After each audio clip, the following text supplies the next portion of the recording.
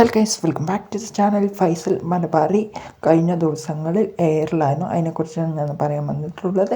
നമ്മുടെ ആദിൽ നൂറിനെയും വിളിച്ചിട്ടുണ്ടായിരുന്നു ഹൗസ് വാമിങ്. അതിനെക്കുറിച്ചാണ് ഞാൻ പറയാൻ വന്നിട്ടുള്ളത്. പല നമസ്കാരം, നമുക്ക് തുടങ്ങാം. ഗൈസ്, ഹൗസ് വാമിങ്ങിന് ഇവർ രണ്ടുപേരെയും വിളിച്ചിട്ട് നല്ല രീതിക്കാണ് ഈ ഒരു വ്യക്തി അവരെ രണ്ടുപേരെയും ട്രീറ്റ് ചെയ്ത് അയച്ചു വിട്ടിട്ടുള്ളത്. ഇതെല്ലാം കഴിഞ്ഞിട്ടാണ് ഫേസ്ബുക്കിൽ ഇങ്ങനെ ഒരു പ്രഖ്യാപനം നടത്തിയിട്ടുള്ളത്. ഇവർ രണ്ടുപേരും സമൂഹത്തിൽ ഇറങ്ങി നടക്കാൻ പറ്റാത്തവരാണ്.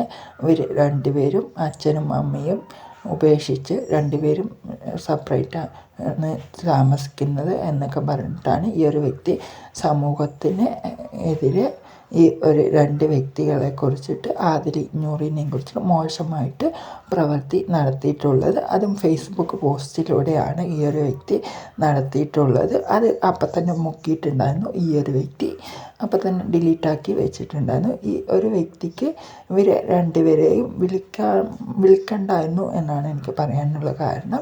പിന്നെ ഈ ഒരു രണ്ടുപേരെ മാത്രമല്ല, അവർ കുറേ പേരെയൊക്കെ വിളിച്ചിട്ടുണ്ടായിരുന്നു ഹൗസ് വാമിങ്ങിന്. സ്വന്തം ഹൗസ് വാമിങ്ങിന് പോലും വിളിക്കാൻ പറ്റാത്തവരെ എന്തുകൊണ്ട് വിളിച്ചു എന്നാണ് എനിക്ക് ചോദിക്കാനുള്ള തെറ്റായ ഒരു പ്രവൃത്തിയാണ് ഈ ഒരു വ്യക്തി ചെയ്തിട്ടുള്ളത്. ഫൈസൽ മലബാറി ചെയ്തിട്ടുള്ളത്. അത് നമ്മുടെ സമൂഹം ചോദിച്ചത് കാരണം കൊണ്ടാണ് ഈ ഒരു വ്യക്തിക്ക് അങ്ങനെ പ്രഖ്യാപനം നടത്തേണ്ടി വന്നിട്ടുള്ളത് എന്നാണ് എനിക്ക് പറയാനുള്ളത്.